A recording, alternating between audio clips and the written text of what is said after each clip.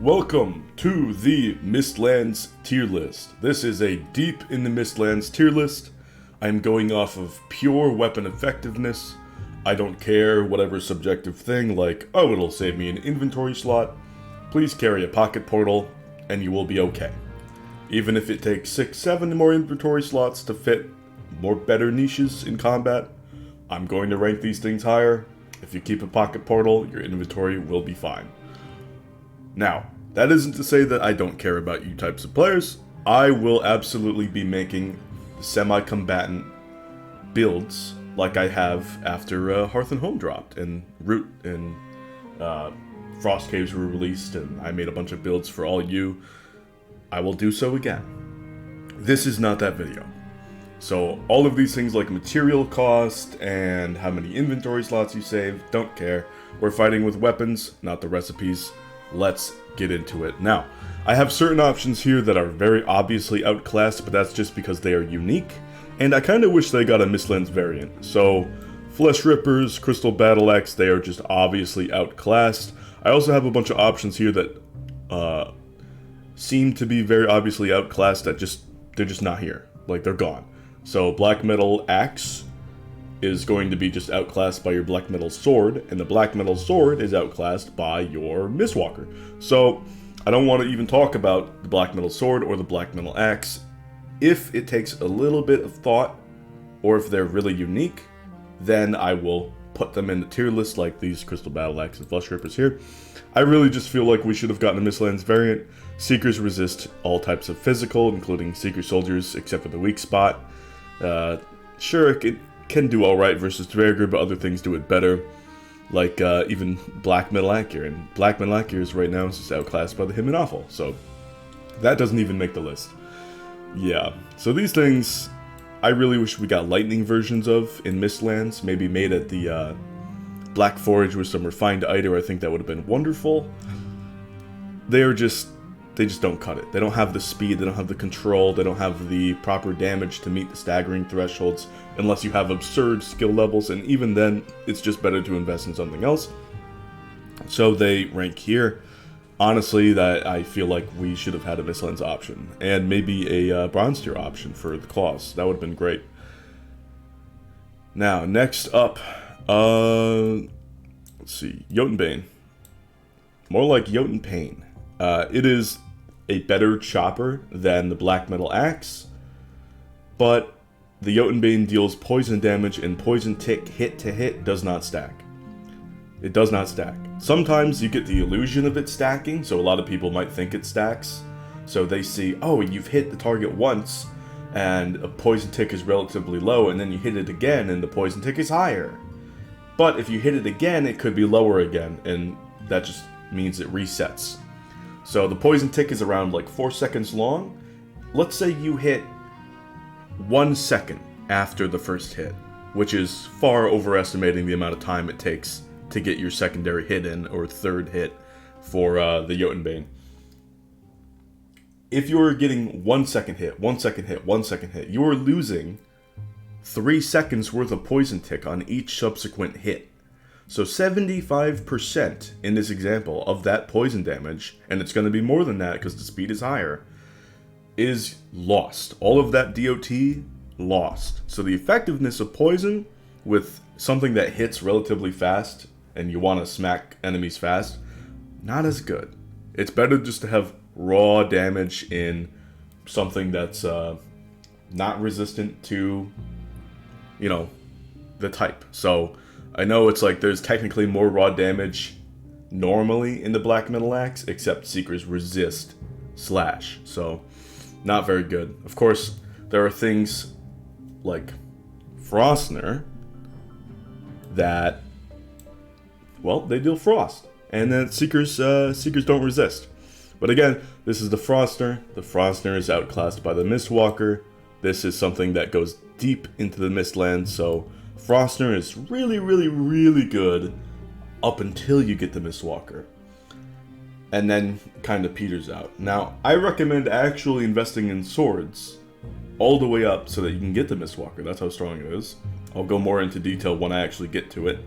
But right now, it outclasses the Frostner.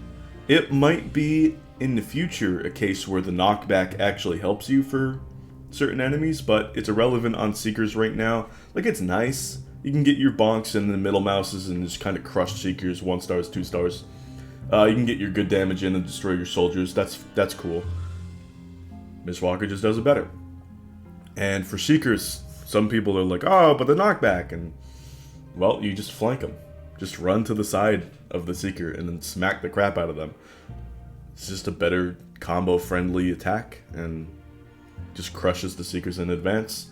I've never once been, oh yeah, Frostner would be way better in this situation in the Mistlands. Never ever. So, yeah, it's great going into it. Technically outclassed here. Carapace Spear goes in between here. It's resisted, so all the damage cut in half. It still has the same problems that every other spear in the game has. It's just not as good as your bow plus at-gear combo. And even if those take more slots, it's just not as good. And even if it has that great aggro radius on the throw where you can manipulate groups of mobs and get them to aggro in dungeons in certain areas, you are chucking this out of your hand in the Mistlands, a rocky, misty biome. If you miss, oh no, that's a problem. Plus, your inventory can fill up. If you have auto pickup off, that means you have to take a split second to manually pick up the spear.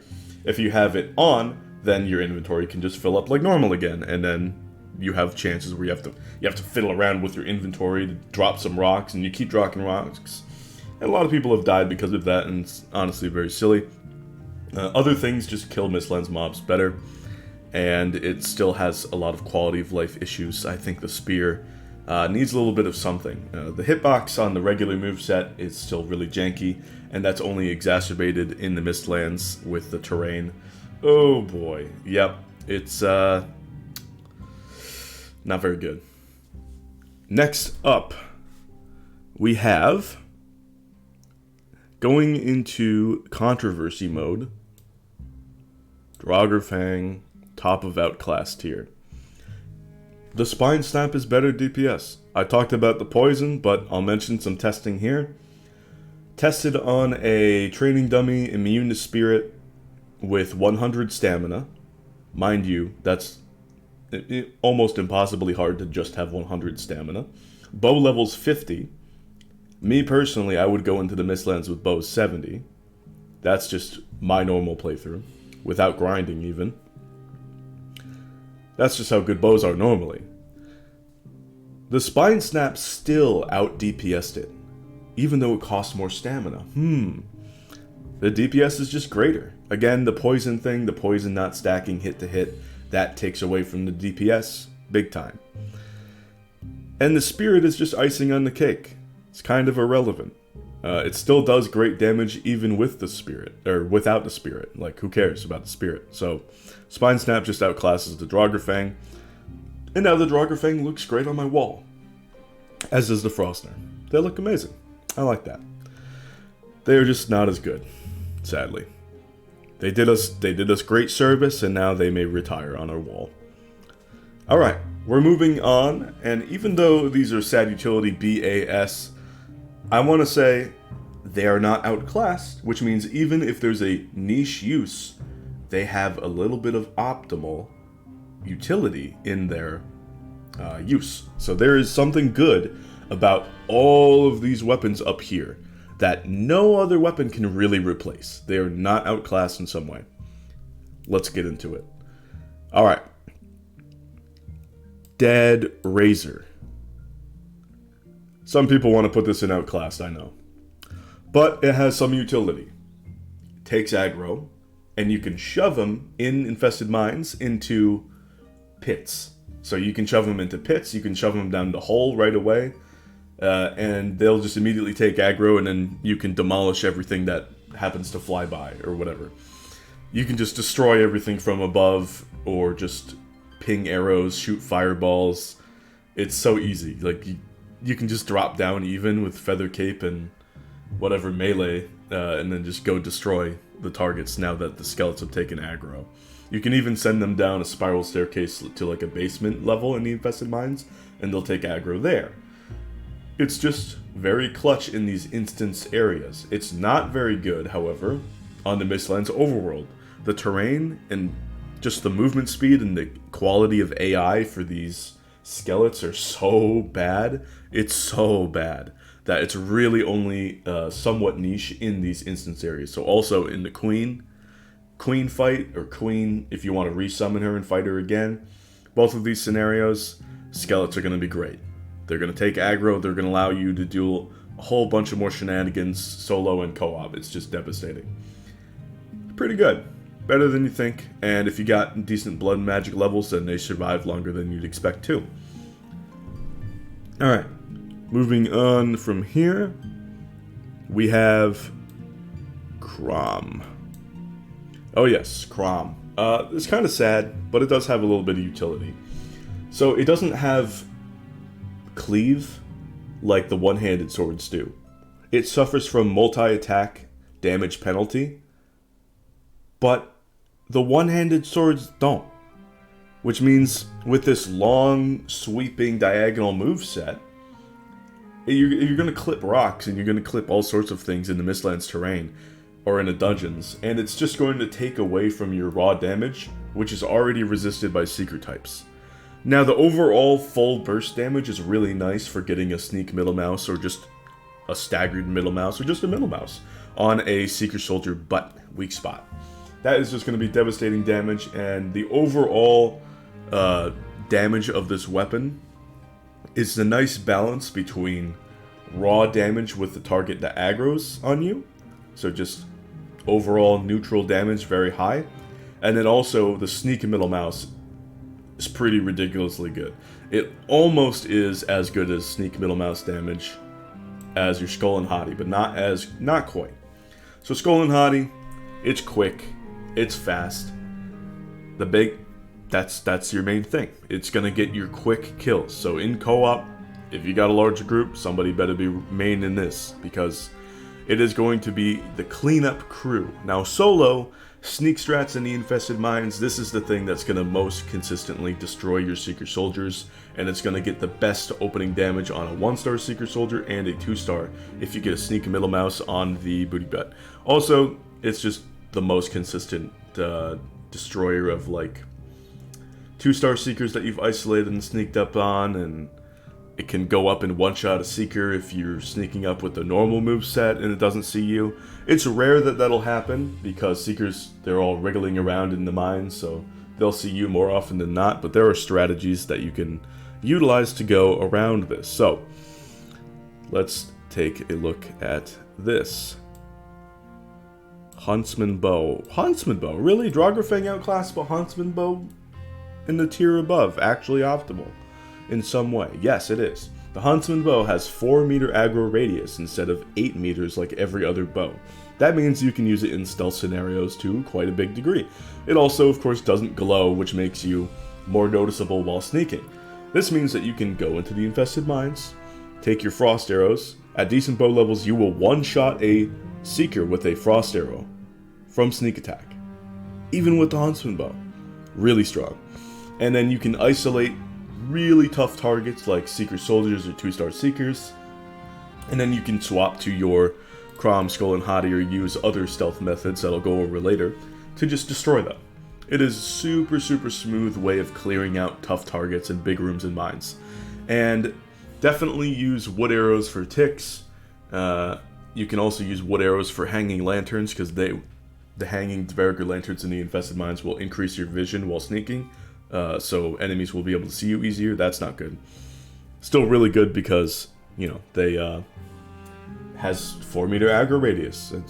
You're not really likely to aggro any mobs when you snipe a random Seeker or random tick or what have you. And considering the giant size of some of these infested mine rooms, you can absolutely isolate some Seeker Soldiers. I've done it. Got it on video. Love it. Also, there are wet pits with Seekers in the mine. Sometimes they wriggle around just enough distance away where they won't aggro if you snipe them. So you can clear out these wet pits super easily 1 frost arrow, 1 frost arrow, 1 frost arrow. Boom, now I have like a 1-star seeker or a 2-star seeker isolated. Now I can go to town in the wet pit. Really, really good in that situation. But because it's super niche, I have it in sad utility. It is utility. Alright. Now we're entering B tier, or almost entering B tier. Interestingly enough, I'm going to put the Abyssal Harpoon here. No. I'll put it top of the utility list. The Abyssal Harpoon. But why the Abyssal Harpoon? It doesn't deal any damage. It's all because of that spear toss aggro radius, and you don't have to deal with the pain of spear problems with it losing your inventory. You can just keep tossing this here, there, and everywhere. You probably already have this from killing serpents and all that. So just bring it into the Mistlands, bring it into the dungeons, bring it into the infested citadel for the queen.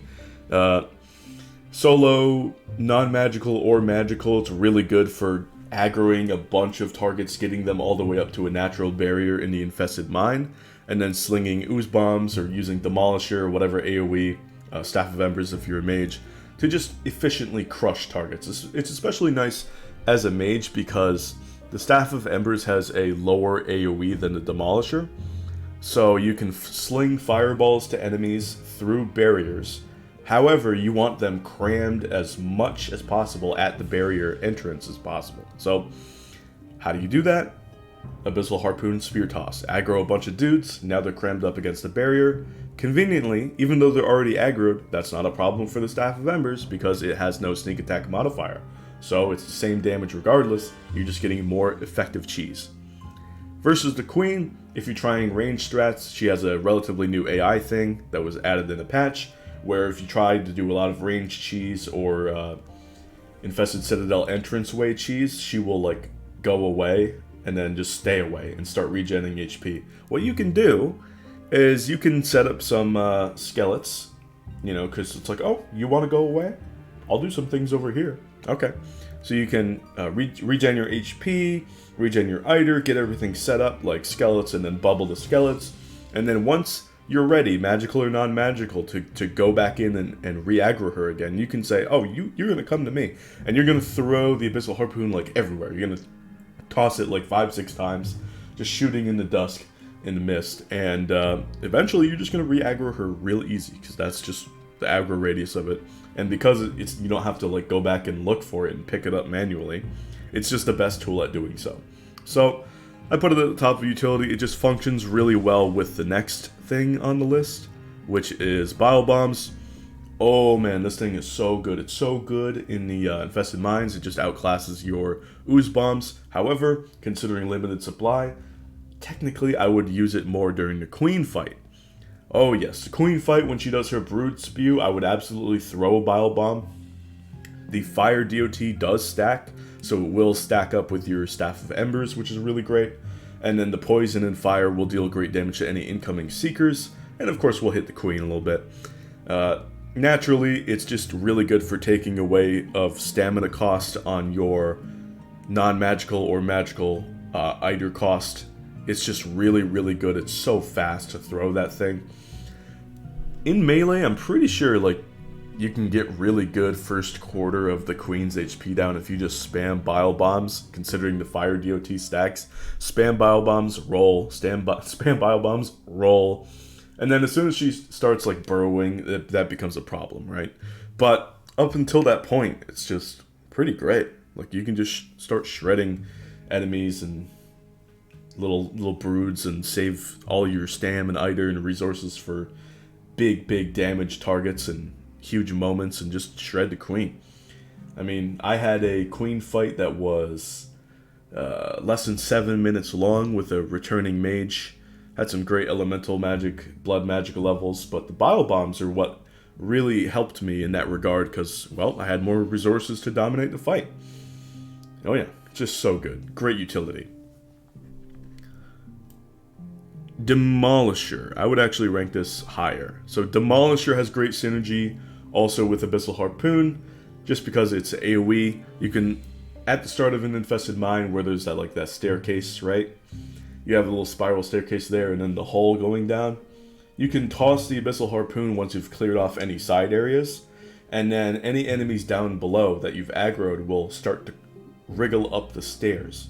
However, they're in prime Demolisher territory, baby. You can just smack, smack, smack, and that immensely large AoE will just start crushing these enemies. I mean, you are cheesing these enemies non-stop.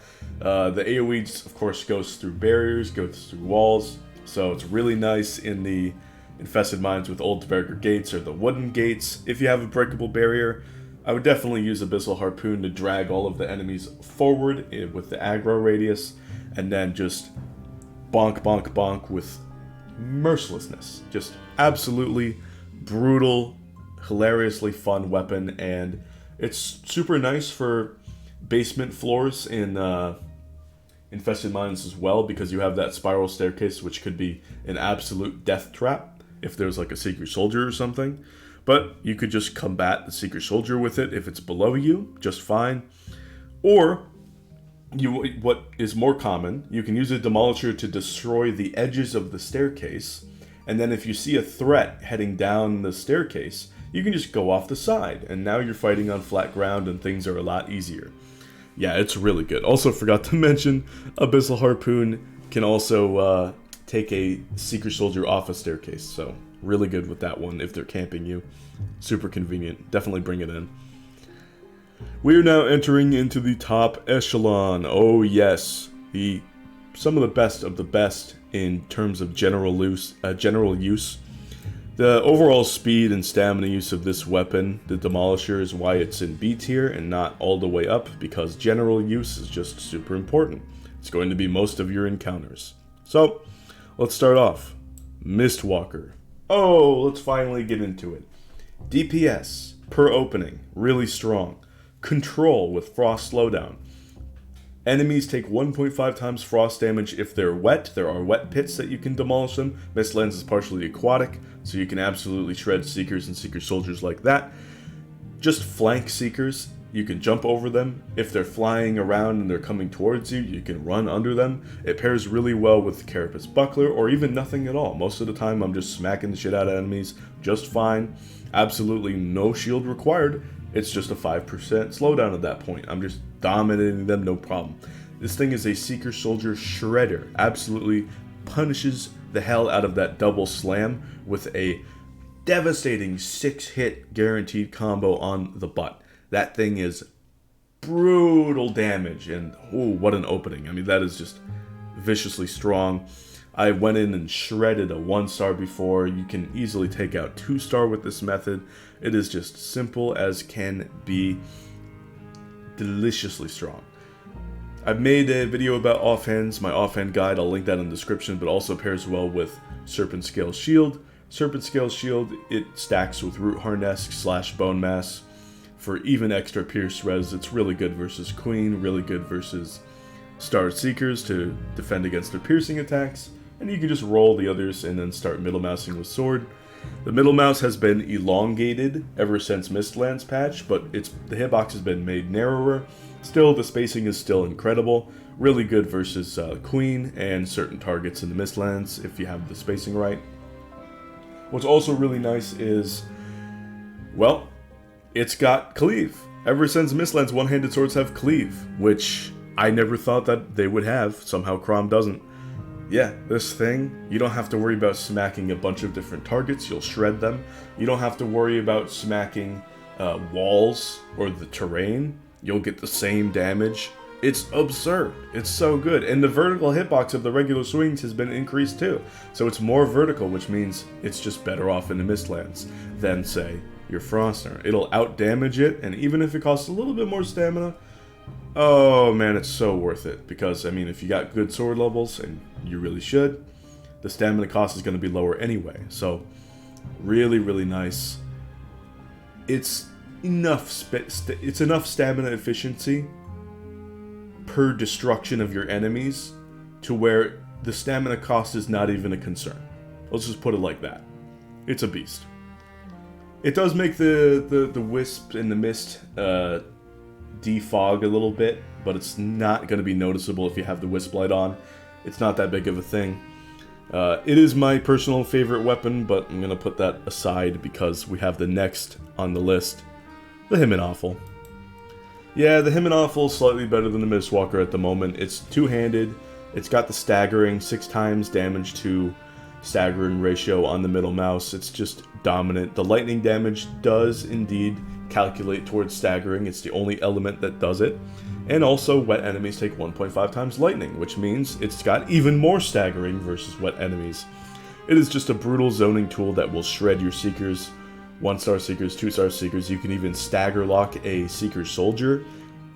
Basically, you're going to kill the Seeker Soldier before it even gets a chance to attack you, even if you're not hitting the weak spot.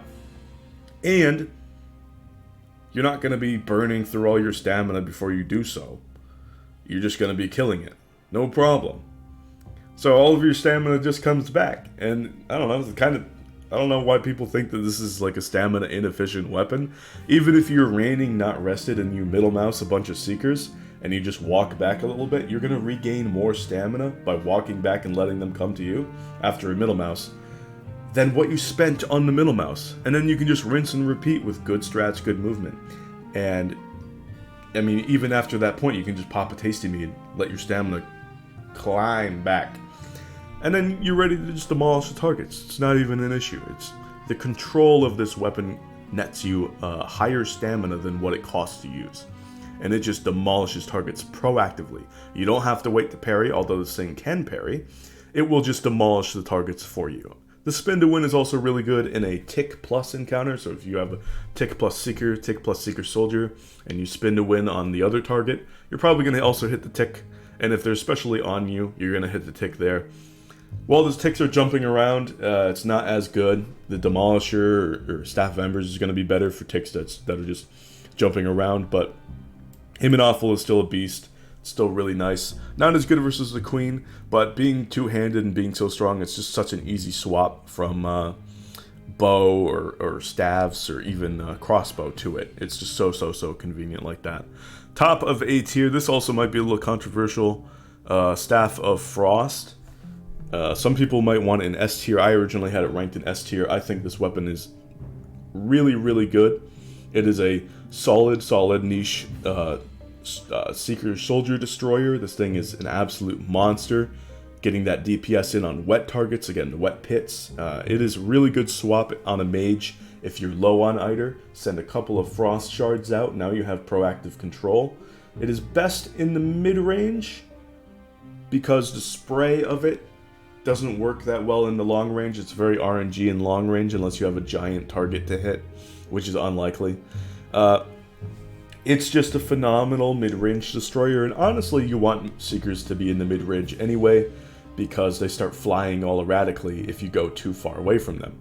So you can just dominate them regardless. It's especially good if you have lower levels, but that's irrelevant to the ranking, that's just a bonus point. It is just a really good wet target slayer, and it's a really nice Seeker Soldier DPS machine. Of course, it being a low Eider swap means it's just really good to get your control in, wait around while the enemies are slow, and then you regen all that Eider and all that stamina, and you can just demolish the targets with a swap. Maybe swap to Mistwalker, maybe swap to Himmin. Maybe you can swap over to the next option, the Spine Snap. It's a bow. Frost arrows are just amazing. They slow down targets. They've range. They have control. It's proactive.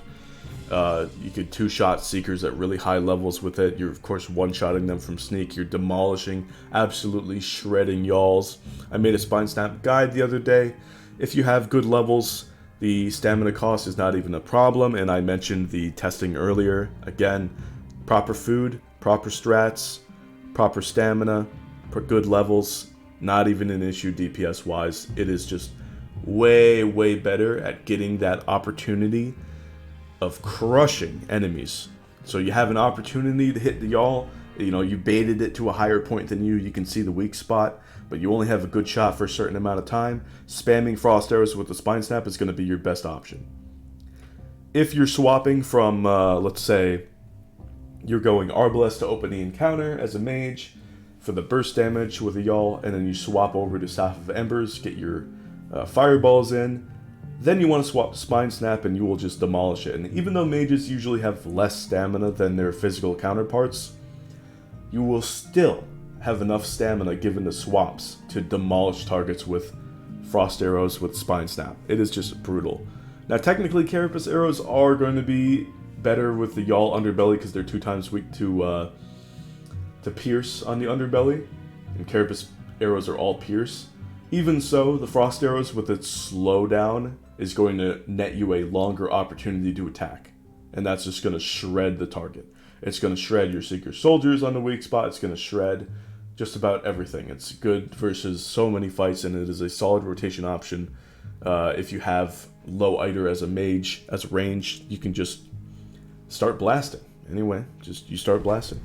Just really, really good option. It is a bow, and it is good DPS. It's just bow and Frost Arrows are good. Next up on the list, we have the Arbalest. Arbalest over Spine Snap? Really? Yes. Because it is the burst damage king. Even though the Seekers and Soldiers resist Pierce, it is the burst damage king. The burst damage on this thing is so absurdly high with Carapace Bolts, it is ridiculous. And you will have no short supply of the Carapace Bolts either. So, you can just absolutely demolish targets before they even see you. No problem. You've got that 3 times backstab modifier. You are just crushing enemies from range. One-shotting Seekers, getting Soldiers really low. This is going to be your mid-range sneak option. Oh man, it's so good. It doesn't glow, so you don't have to worry too much while you're sneaking. Also, sneaking doesn't stop the loading process like running or jumping does. And the higher your level, the lower your load time. Very nice. So, you can just fire from deep range. Oh, I see something far away, or oh, I see something in the other room, but it doesn't aggro onto me. Let me sneak up, and then fire at range and get immense burst damage, if not one-shotting a target. And of course, it's just a super easy swap over to Spine Snap or Staff of Embers or whatever melee Himmin to just go in and demolish targets. It is just absolutely brutally effective. Next up, oh yes, Staff of Embers. If I was considering discarding utility as a metric for this tier list, which I wouldn't do, this would be the best weapon, by far. It is incredibly good. In addition to big damage, good damage per opening, there are a bunch of factors that make weapons good generally, in action games. Quality AoE, staggering or control, so just getting debuffs on enemies so that they can't do anything, which we have in staggering and frost damage in this game. Speed, range, and then there would be utility, but this doesn't have much utility. It has all of the others though. With 2 shots of the fireball, you can stagger regular Seekers, and then they will die from the DOT. And you can get 4 or 5 of them in that AoE, if they're clumped up. Which you want them to be, because you're going to be maneuvering the mid-range no problem. This thing just absolutely shreds them. It will shred Seeker Soldier encounters. It will shred Seeker Soldier Plus encounters. It's good after your opening Arbalest hit with Yawls, like I mentioned. It's really, really good for just demolishing anything that really comes your way in the Mistlands. Everything and anything. Send out some fireballs, and you've destroyed them. Any weapon that's just gonna have your ranged, staggering AoE. And honestly, no, it does have utility. Because this weapon, although it's not relevant right now, it has 0 aggro radius on hit. 0. You know how the Spine Snap has 4? This one has 0. Now the Staff of Frost does too, but it's more erratic in the mid-range and deep range because of the spray. This thing, 0. So you could use this to aggro and stealthily clear out certain areas. It does have a glow, 20% glow, so it makes you less sneaky while sneaking, which is not good. But still, deep range, trying to aggro some enemies at a time, maybe isolate like a starred Seeker or something, this is going to be great. It's not going to be as consistent in that regard because you're in the Mistlands and things are misty, but maybe in the future too, considering it's half blunt, still could be pretty good in the Ashlands. That doesn't affect its ranking right now, but still could be really good in the future. It's got that hidden utility. Now, the damage, just the raw damage, is so good versus the Queen fight. I mean, this thing will demolish your mines, it'll demolish your Queen fight. This thing, Broods be gone, although preferably Bile Bombs so that you can save the fireballs for the Seekers, and also the Queen. This thing, the swap from this to the Himmin Afl is so good. Middle mouse with Himmin Afl. You know how Seekers sometimes fly away because of the Mistlands terrain and the knockback? Well, they're staggered at a range. Just send a fireball at them. Super easy swap. If enemies are getting too close to you in melee somehow and you haven't destroyed them with Staff of Embers, pull out the Himmin Afl. Super easy swap back and forth. I mean, the swaps between these top 6 are so convenient and so easy. It's just ridiculous mage quality. Like, mages are so strong in this game. Oh my god. Number 1 by a country mile, Staff of Protection. I mean, this thing is so absurd, it's hard to say. I mean, I made a video about magic potentially coming to Valheim about 10 months ago. Well before Mistlands dropped, and it was teased and everything, like I didn't know anything. And I said, oh, you know, we could get the fireball, that would be pretty great. But I don't think we should get the Falling Shaman's bubble, because, you know, Falling Shaman gives you 100 HP extra, and that's a lot. Meanwhile, we have up to a 700 HP bubble, and even if you're sacrificing some Iter and health, the effective boost of HP is so strong, it is almost like building a mini bone mass on the fly. I mean, it is just swift, easy protection that you can use to be super aggressive or super defensive. Mainly aggressive. This thing is a absolute confidence maker. If you want to learn to be good and just be confident and learn movesets and crush enemies in the Mistlands, this is your go-to.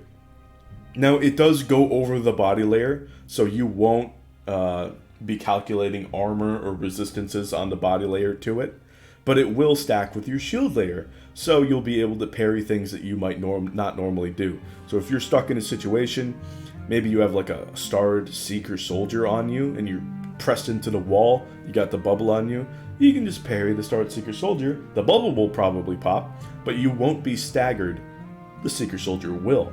And at which point you can get out of dodge and safely return to the mid-range or long range where you can destroy the Seeker soldier.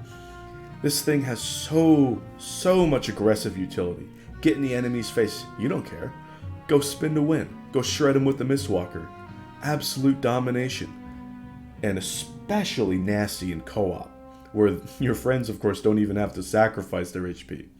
Now, do note, the bubble, there is a balancing method around it. It takes pickaxe and chop damage. All you have to worry about right now is the Seeker Soldier double slam, which honestly is super easy to space out and punish anyway with like your Mistwalker or your Staff of Frost. But if you get hit by it, it's not the end of the world. I mean, it might be if you get hit by the first hit and you have low blood magic levels and then the second hit might kill you, so don't do that. However, any leftover damage applied to the bubble won't carry over to you. It is incredible. So you have effective HP beyond the total 700 if you get that much. It is an incredible option. And of course, paired with the Feather Cape, even though you're a little vulnerable when you re-bubble, if you glide while you bubble, a nice little bubble glide, you're not very vulnerable at all. You're super safe, super smooth. You've re-bubbled and now you can rejoin the encounter and crush it. Now you also have to worry about the Queen because she has some chop moves, some pickaxe moves. Every hit by the Queen is going to pop your bubble, so you have to be safe there. Even then, your offensive capabilities and dead raised skeletons will take aggro, and you will have more than enough offensive and defensive utility to just demolish the Queen. Staff of Protection just helps you stay alive when you have more offensive geared foods. Oh yes, it is just phenomenal. And Staff of Protection enables so many different builds, solo and co-op. It's just is just so good. It's so good. Alright. That should be it. Long tier list video, but there was a lot to talk about. Hope you guys enjoyed. The tier lists are not going to get any shorter, but I might do some tier lists for other things that might have limited options. I'm not sure. Anyway, thank you so much for watching. It will have chapters for your convenience. You'll know, you'll see them. And I'll see you guys some other time. Bye.